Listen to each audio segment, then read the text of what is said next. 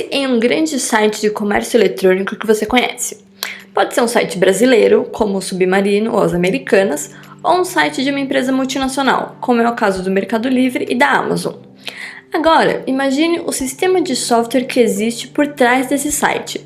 O sistema que permite que essa empresa consiga realizar uma quantidade enorme de vendas por dia de maneira confiável para seus clientes.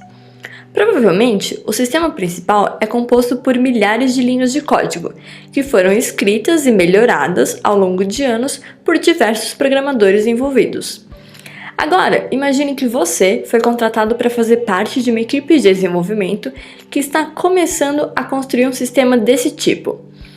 Bom, o sistema inteiro provavelmente terá milhares de linhas, mas ele não é uma coisa só, indivisível. De longe, em um nível mais alto, ele pode ser visto como um conjunto de diversas partes, como a parte que cuida de produtos, que cuida do estoque, que cuida do pedido, etc.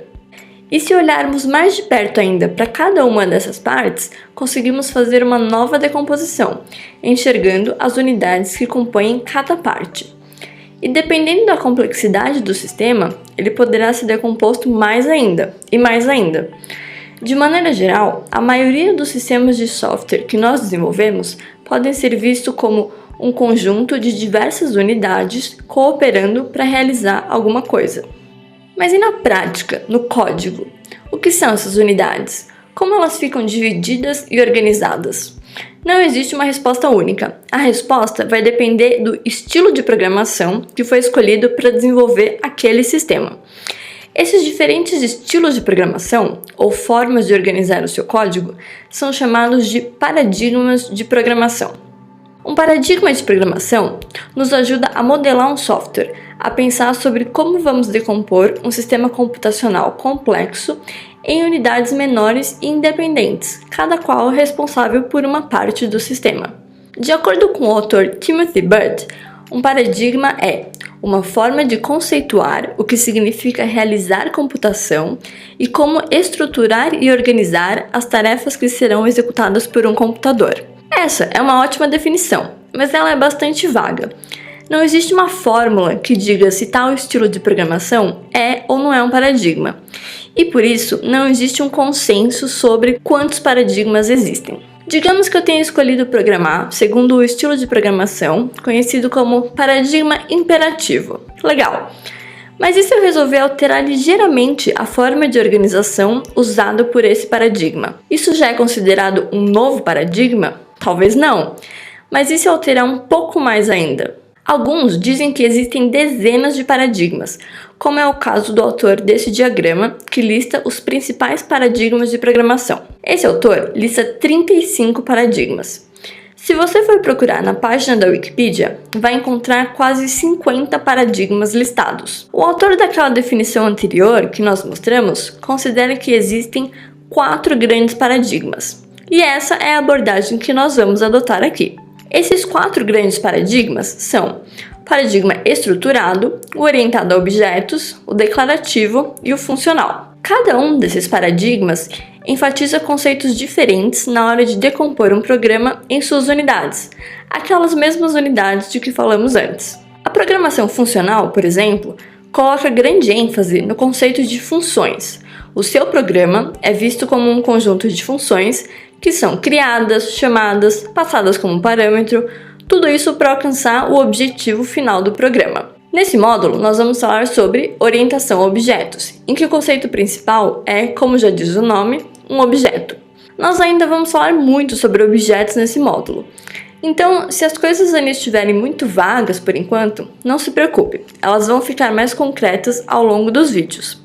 Mas antes da gente fechar essa questão sobre paradigmas e falarmos apenas do paradigma orientado a objetos, precisamos falar sobre a relação entre linguagens de programação e paradigmas de programação. Um paradigma é um conceito abstrato, é um estilo de programação, uma forma de pensar sobre computação.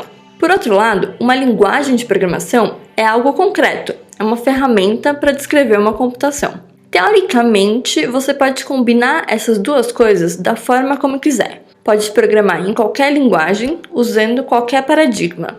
Na prática, nem sempre é assim. Cada linguagem facilita o uso de alguns paradigmas e vai tornar a sua vida bem mais trabalhosa se você quiser usar um paradigma que não é suportado por ela. Alguns exemplos. C é uma linguagem que suporta programação estruturada.